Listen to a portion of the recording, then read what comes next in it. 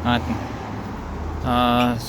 hello guys. So today I'm gonna talk about the 3.4 liter swap I did on this truck. This is a 1989 Toyota pickup SR5 with a V6 and 4x4 with a manual transmission with automatic locking hubs in the front. Even though I put manual hubs in the front, but it has an automatic locking diff in the front. Okay, so first, before we start, I made like a list of stuff what to do before dropping the engine, or putting miles on this thing. So first we started with reliability. So you want to make this this engine as reliable as you can. You don't want to take out the 3 liter and then put another engine that's gonna fail on you. The purpose of putting this engine is to get more power and more reliability out of your out of the investment that you're putting in this thing. Okay, so start out with reliability. You put in your rear main seal, you put in the injector, so you send off the stock OEM injectors so they can clean them, calibrate them, and then you put it back in. Set yourself, put in a new valve cover, gaskets, do your timing belt, so do your timing belt, cam seals, and the crank seals as well. Make sure that you replace rubber hoses,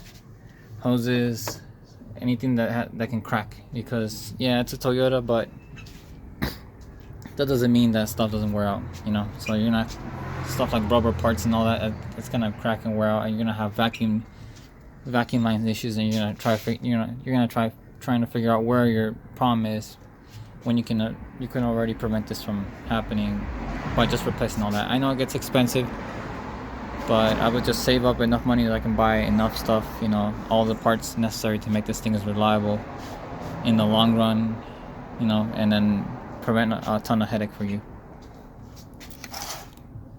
Also, clean your throttle body.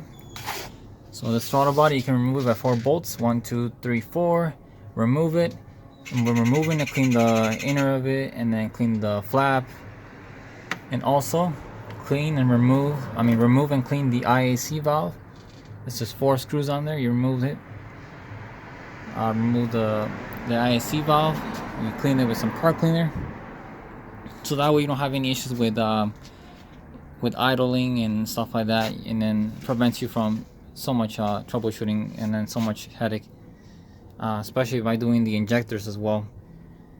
You won't be having issues with misfires or rough idle and stuff like that. And if you do have misfire in the future, that the injectors were cleaned and serviced at whatever mileage you have in your vehicle. So I know on this vehicle it was already misfiring around 200 and this truck has 284,000 this engine, but it was rebuilt. I did the heads, the heads, new pistons, new rings, and all that. And yeah, but you want to start with that stuff there, so they can make it as reliable as you can. And also, you would do if you can replace the coil packs, but that's up to you. If they're working fine, they should be running.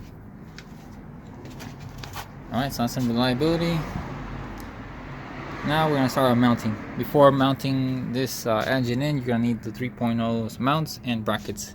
If you put the 3.4 liters brackets, it's gonna stay higher. You're gonna hit the roof, the hood of the truck. On cooling, I use the 3.0's radiator, 3.0's fan shroud, 3.0's fan. The reason I use the 3.0 fan is because the 3.4 was hitting the fan shroud. It's bigger than this, and I had issues with the fan shroud hitting the fan hitting the fan shroud. And then I used the 3.4 liters fan clutch. Okay. Also replace all the belts as well, so you don't have issues with belts, and carry extra belts just in case in an emergency. Alright, that's mounting. And then yes, this engine does mate with the R150 transmission, the manual transmission, and also with the automatic, if you want to use the automatic transmission as well, it bolts on. Oh, sorry. Sorry. And then cooling, I'm so sorry. Then cooling, because there's someone here. Okay, so, and then cooling, I talked about the fan shroud. So 3.0s. Okay, so then I use the 3.4 liters 97 400 upper radiator hose. Okay, if you can see here, it's not hitting anything here or nothing. Okay, and the lower radiator hose is part number from AutoZone. This part number from AutoZone E71927. E71927. Okay, so E as in the electric. And if you want to see here how it looks like on the bottom, I mean, it sits up. Oh my gosh, I'm so sorry.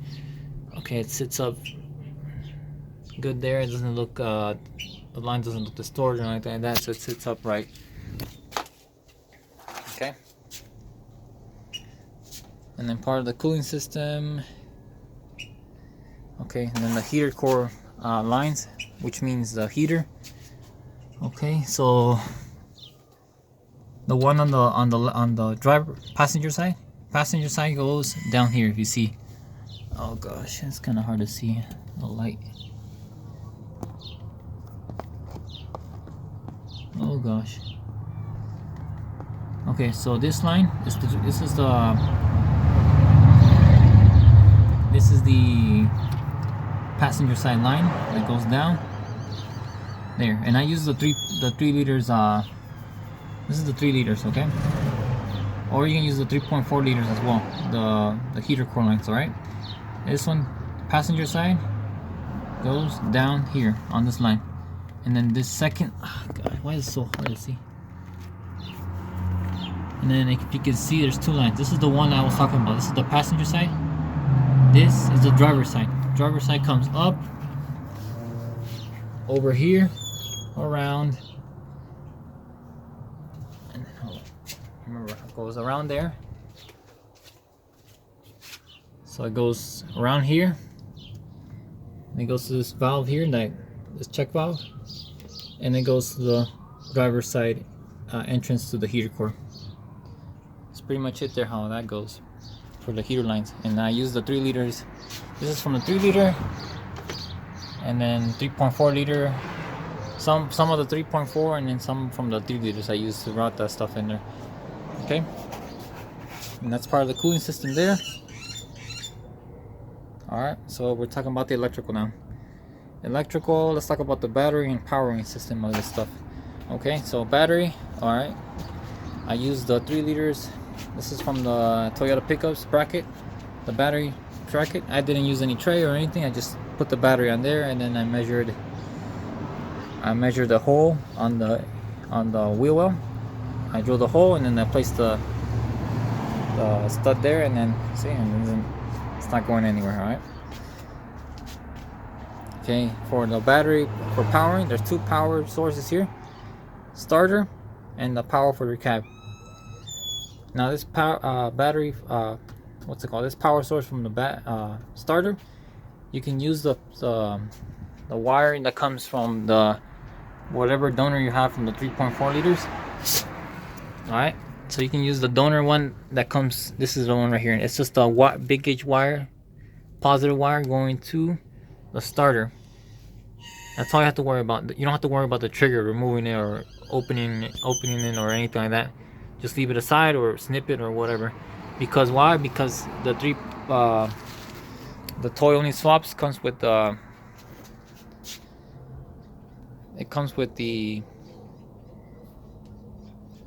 trigger already incorporated with their harness, and I'll talk about that real quick later in a couple minutes. Okay, and then this is part of the harness as well that comes with the Foreigner or the Foreigners or Tacomas. This is the negative lead, and those 2 leads go up here. They go all the way from here up. They go here. That's the positive lead to your starter. And then you're gonna have to elongate it because it goes like, it's a little short, so you have to get a little you have to get a good gauge wire, like I forgot what kind of gauge is it, but then you have to solder and then elongate it so that way it reaches the battery here, that battery post. Please use solder and then solder it together when joining the two connections together, so that way you get a complete connection. And then use shrink wrap and this covering they saw like an AutoZone, so that way it looks good, you know, looks. All right, and then the second wire, this one, that wire is, remember the battery is on this side, on the left side, so you're gonna need to extend the wire from here all the way along the underside of the subframe here. And all I did is just cut up, snipped it here, spliced it, and then solder it together, and then that's it. Now if you want to open the box and then mess around there and then put a whole new cable in there, you can do that too as well, but I just decided to do this route as well. Remember, please, when putting wires behind this radiator, use covering like this so that way it protects us from dry rotting, and then you're gonna have electrical issues on the long run. Use covering like this. Okay, and your negative wire, that's the negative lead that goes under. It goes under and here, and then it goes to your engine block.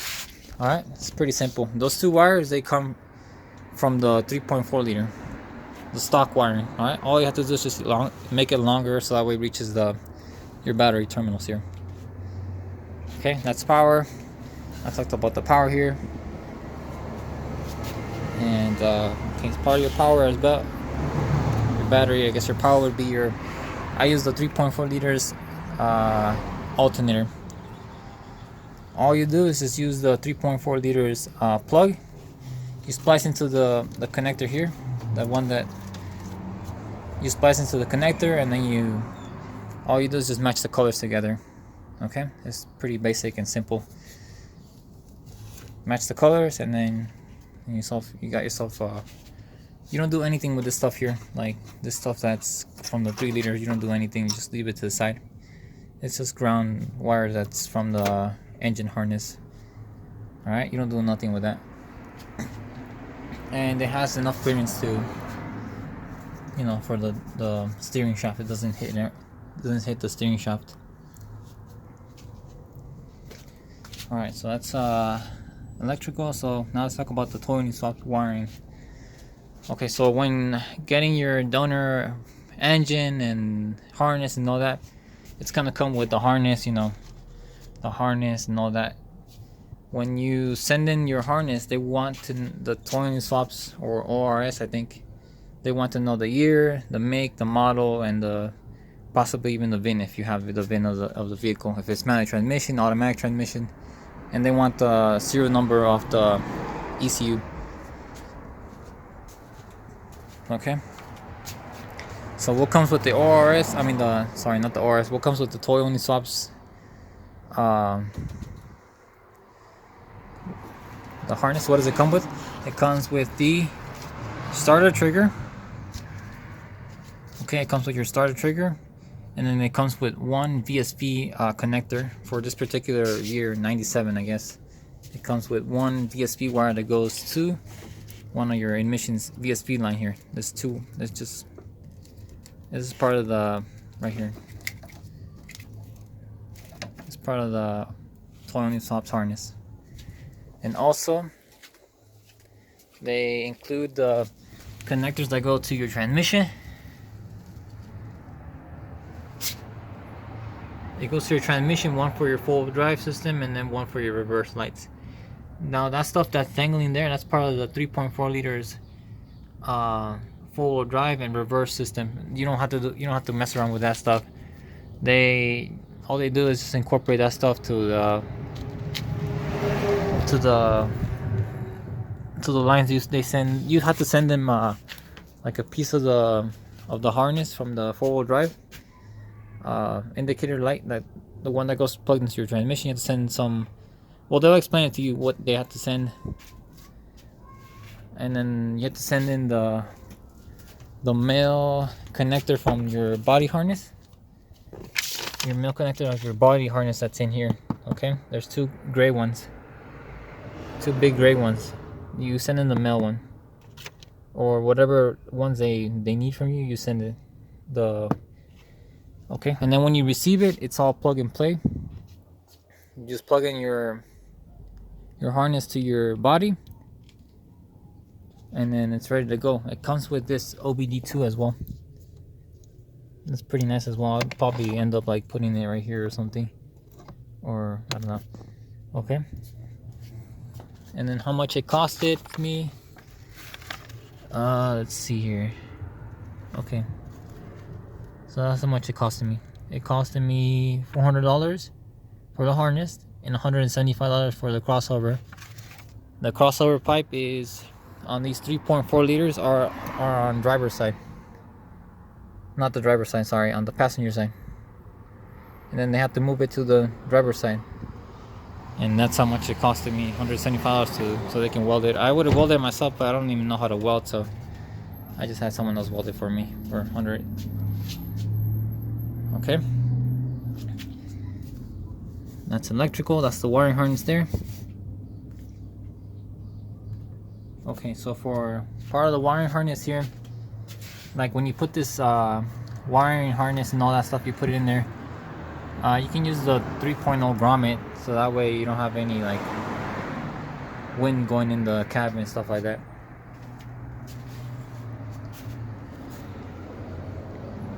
I'll talk about the AC amplifier later. I'll talk about alternator and the wiring. Yeah, I talked about this already. Okay, that's that. Let's talk about the accessories.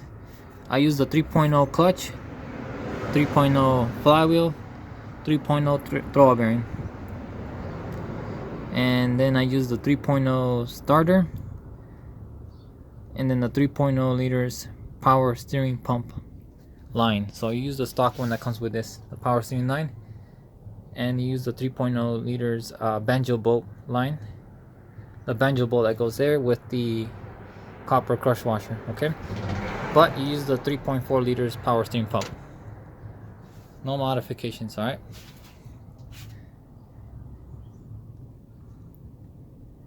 Okay, that's the power steering pump. Okay, and then let's talk about the emission system. Charcoal canister and the 3. So I use the 3.4 liters charcoal box, 3.4 liters intake pipe. Boom, intake 3.4 liters intake pipe. You don't have to modify or anything. The mass airflow sensor and 3.4 liters air box. Now if you want to modify like I did to this, so that way it pulls in fresh air from the inner well, from the inner part of the fender, because in here it gets hot here, trust me. I just need to get a coupling here so I can join the connections together here. All you do is just drill about a 4-inch hole, and then this plastic thing here comes off a 4Runner or a Tacoma.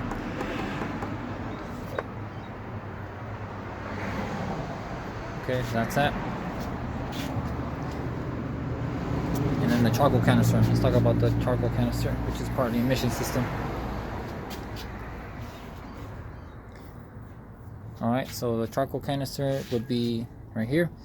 This line goes from here all the way here, and then routes to the air box right here. Okay, and then this one is part of your VSB right here. That goes here around, and it goes to this line right here on the first one.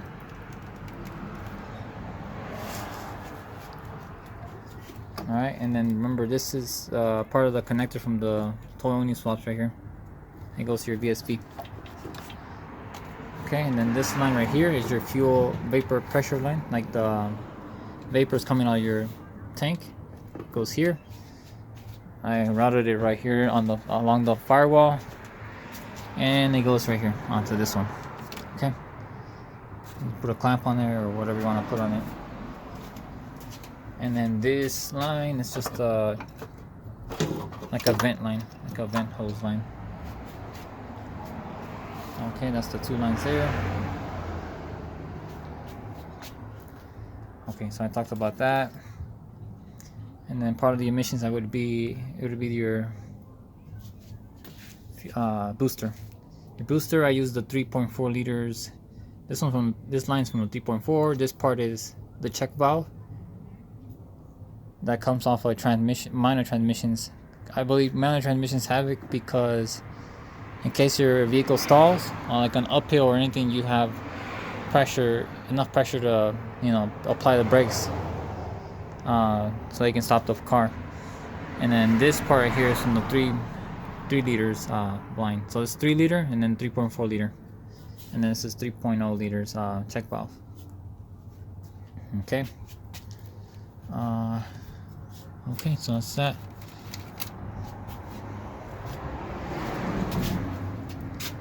Accessories, power, steering pump. Okay, talked about that. Emissions, the intake pipe, AC system. So AC system, I use the 3.4 liter compressor, 3.0 AC lines.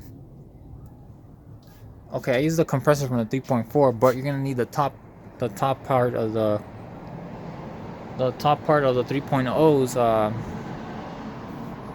AC compressor. I don't know what's it called, where the lines connect on top of it. Okay, so if you can see here, this part right here, where it connect like this top part here, the top panel, that's from the 3 liter. You're gonna need to use the 3 liters one, so that way you can use your stock 3 liter AC lines. So you need the plate that goes on top of it from the AC compressor off the 3 liter.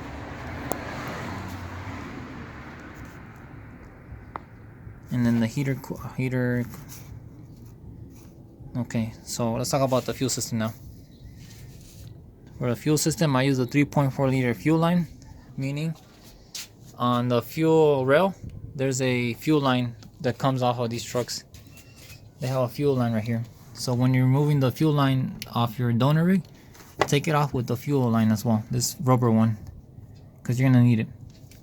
So that way you don't have to buy a special fuel line or whatever. Okay, so what you do here is unbolt the banjo bolt on the back of the fuel rail line. You turn it counterclockwise, so that way it sits like this. And this is the one that comes off the 3.4 liter. Okay, this is not the 3 liters fuel rail line. Okay, and then you turn it counterclockwise at this certain degree. You tighten it again, tighten the bolt, and then you route it down here, and then you tighten the threads together, and these threads match with the threads that come off the 3 liters fuel delivery system right here. And this is off the 3.4 liters. Okay, then let's talk about the fuel return line. You're gonna need an extension of it. Okay, so you're gonna need a long hose, and this hose is oh gosh, I can't even see the line. It's a 1/4. 1/4, okay, 1/4, and then you need to route it back there. It goes along here.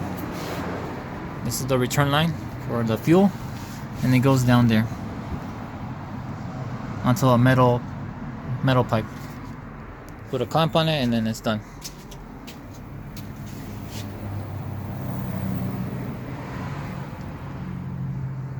Okay, I talked about return line. Let's talk about I think that's pretty much it there. Yep. So that's pretty much it there. If you want to see a start.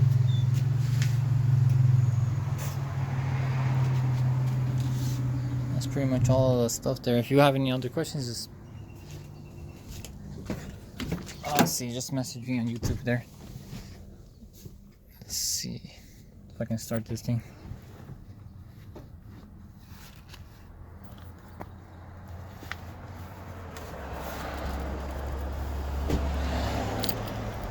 Oh gosh, okay, so we started here. So everything works, like the clutch, cancel. Okay, all it works. All it works there, and like the clutch cancel.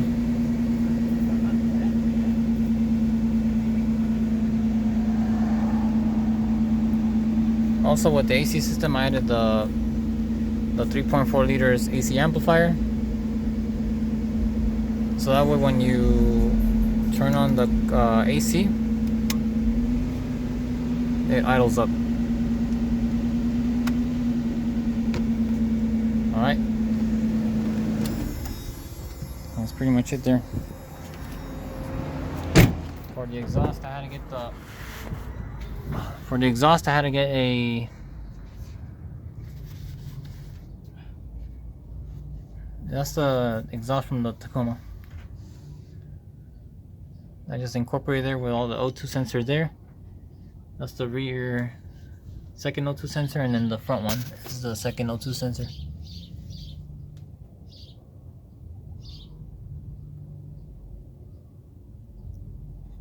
So when cutting, you cut around right here, so that way they can weld the pipe to the back. That's my exhaust there. Because this thing doesn't record that good. Yeah, and all the stuff like the transmission and all that stuff lines up with the drive line. All that stuff is all stock. You don't have to modify any stuff. Okay.